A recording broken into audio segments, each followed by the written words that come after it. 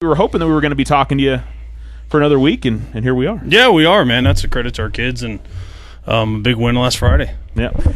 Tell us what, I mean, for you being right in the middle of this for the last 3 years and trying to get this program to where you want to see it and where everybody wants to see it, what that win, just from your perspective, what that meant to you over Artesia last week. It meant so much to me just for our kids. Yeah. The group of kids that we got, the senior group, that's been through it for 3 years, and getting to watch them enjoy that, and then watch how they carry themselves through the moment. I mean, we didn't celebrate on the field. They kind of knew business, and it's such a huge testament to those kids who bought in for 3 years and never stopped believing. And finally to go and pull off something like that, which is what we've been telling them all year that they could do, and get it done, was huge. And, apparently first win over Artesia since 1989. And there was a long stretch there where Alamo didn't play Artesia, but, you knew that there was, that we talked about it last week, that, they were a little susceptible to the run, which you guys do well, and you guys ran the ball well. And I would say more than anything, felt like everything came together for the first time this year in a game. No mistakes. You got off to a hot start, everything that you wanted. Yeah, that was the best we played all year. And we've told our kids from day one, if we can do that, we'll be successful and compete with the top dogs in the state. And we finally put it together, and lucky for us, it was in the right moment, in the right spot. And it's cool to go to that stadium against a storied program like that and a well-coached football team and be able to play that way and guarantee ourselves a shot the next week and get into this week and play in the playoffs and not having to depend on somebody else. And the performance of Sean and Elias in that offensive line, I mean, you guys really didn't mix it up that much. Y'all were running pretty much the same thing most of the game, it seemed like. I'm sure there were some twists in there, but you guys just played smash mouth football. Yeah, and that was a credit to our offensive line, and then getting kids like Sean and Elias who run the ball well. And I think we ran about 5 or 6 plays in the second half. We didn't throw a pass in the second half. The big factor was we had the ball for over 36 minutes, which is huge, and we told our kids that's what we wanted to do is get their offense off the field, and we said our best defense tonight is going to have to be us on offense. And we did that and executed at times, and RV made some big throws for us and had some other throws that could have been big, that were just well played by Artesia, but we did such a good job. And the big thing about that was those first 2 drives we got 4 down stops defensively and really got to put our foot on their neck and dictate it. And you saw they're a non-tempo team that had to go tempo the entire second half and try to go fast because they knew their possessions were going to be limited. I believe they only had 6 or 7 possessions the entire game. And we just executed game plan to perfection on all 3 facets of the game. Yeah, and I mean, for the defense to finally get to that point where we've talked about how getting off the field in 3rd and 4th down has been a struggle.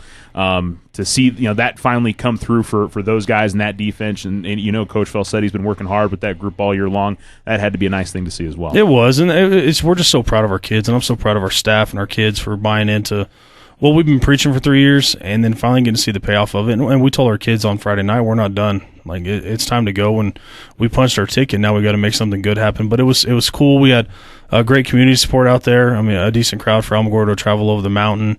Cheerleaders were there, and everybody got to experience it. And like I said, the best part was watching our kids not celebrate on the field. That was something we were supposed to do. That's something that we've talked about: composure and handling ourselves, and not looking like we did when we beat Chaparral last year, and celebrating on the field. I will say in the locker room though, it was a little different. That's okay, dude. I'm sure that and the bus ride home was a very joyous occasion. So it was cool. It was cool for our kids and our program, and it was a big win for our program and getting to play in the playoffs this week, which is a huge deal. We've talked to our kids all offseason. Our number one goal was to get in the playoffs, and then anything can happen, and everybody right now is 0-0. Absolutely, and you get a Santa Teresa team who you played earlier this year in a 14-7 game, which I think everybody came out of that feeling like you guys could have won that football game, but clearly this is a talented football team, especially on defense. Santa Teresa is.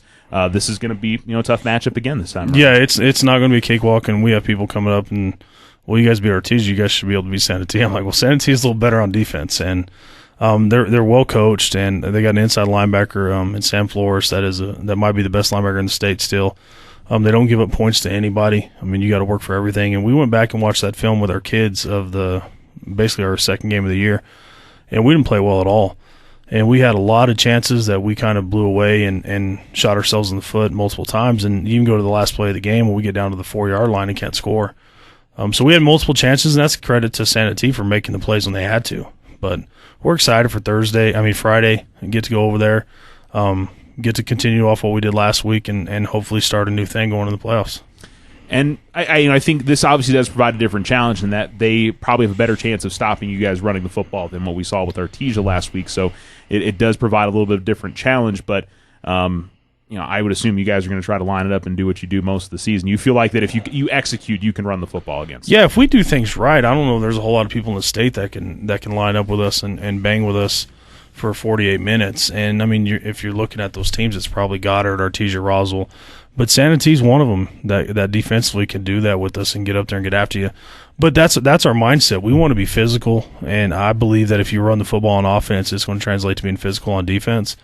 And we're not going to change game plans just week to week. We're going to do what we do and what our kids believe in and what our kids are bought into. And that's a credit to getting in the weight room over the last 3 years and changing their bodies and be able to do these things. And I would think defensively there has to be an extra level of energy coming off of last week, and that things finally did start to click for you guys, and the team maybe a little more belief in what they can do on the field defensively. Yeah, you go back to what we've done all year. We've had really good games defensively, and we played really poor on offense. And then we've had good games offensively, and we played really poor on defense. And we were lucky enough last week, and we did everything right. I mean, we go back to getting the onside kick after the first touchdown, hitting the home run play on the next play, and it's 14-0.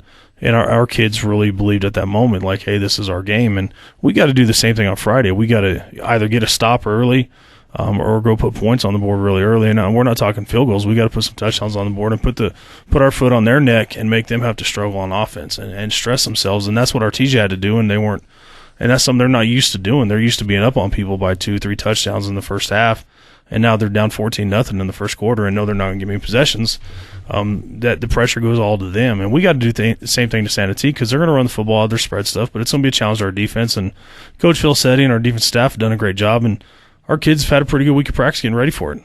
And I would think, the mentality that you guys went into last week, that last week was a playoff game, I would assume, it since they were already in that set, it should be easy to get right back into it and look at. I mean, it is the playoffs now. Yeah, now it is the playoffs. So. This is different. We told our kids, we said, everybody's telling them this is their first playoff game. We said, no, last week was. Like, we've been in the playoffs. We know what it's about.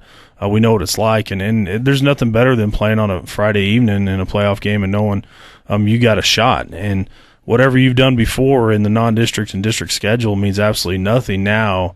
When you got the 12 teams seeded, it's the best of the 12 teams going to win 3 or 4 football games in a row and win a state championship. And we've got that opportunity. Yeah, and I know you talked about it a little while ago in terms of going back and watching the tape the first game around.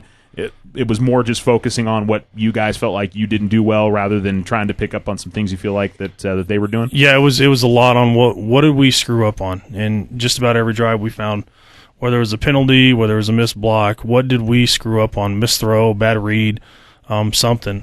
What did we screw up on, and where are we at now? And we feel like we're a better football team 10 weeks after 10 weeks compared to week 2 in regards to that. And Santa Teresa's the same way. They're a better football team. But the one thing we have going for us is we played the best 4 teams in the state the last 4 weeks. I mean, we've ran the gauntlet. We survived the gauntlet and won a game like we said we were going to do. And we hope that's prepared us for this moment to play in late November. All right, we'll look forward to seeing what happens on Friday night.